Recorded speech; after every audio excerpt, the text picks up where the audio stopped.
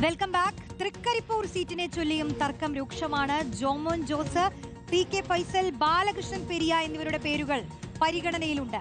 ബാലകൃഷ്ണൻ പെരിയയ്ക്കായി മണ്ഡലത്തിൽ ഒരു വിഭാഗം രംഗത്താണ്.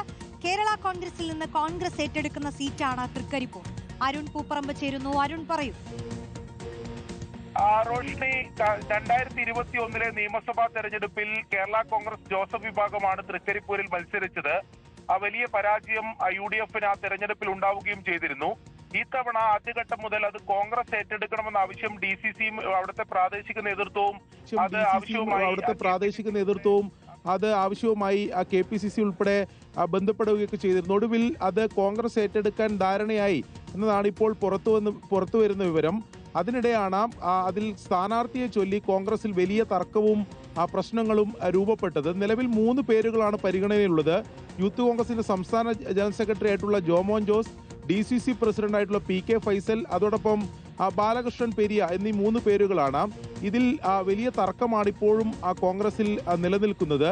കഴിഞ്ഞ ദിവസം ഈ ജോമോൻ ജോസിനെതിരെ ഈ പ്രാദേശിക മണ്ഡലം പ്രസിഡന്റുമാർ KPCC പ്രസിഡന്റിനും അതോടൊപ്പം തന്നെ ദീപാദാസ് മുൻഷിക്കും കത്തയച്ചു എന്ന വിവരം പുറത്തു വന്നിരുന്നു. പിന്നീട് ആ കത്ത് DCC പ്രസിഡന്റ് വ്യാജമായി ഉണ്ടാക്കി ജോമോൻ ജോസിനെതിരെ നടത്തിയ നീക്കമാണ് എന്ന തരത്തിലുള്ള ആരോപണം ഉയരുകയും മണ്ഡലം പ്രസിഡന്റുമാർ അത്തരം വെളിപ്പെടുത്തൽ നടത്തുകയൊക്കെ ചെയ്തത് വലിയ വിവാദമായിരുന്നു. അതോടെ P.K. ഫൈസൽ അവിടെ മണ്ഡലത്തിൽ ഉള്ള സാധ്യത ഏറെക്കുറെ അസ്തമിച്ചു എന്നാണ് നമുക്കിപ്പോൾ മനസ്സിലാക്കാൻ കഴിയുന്നത്.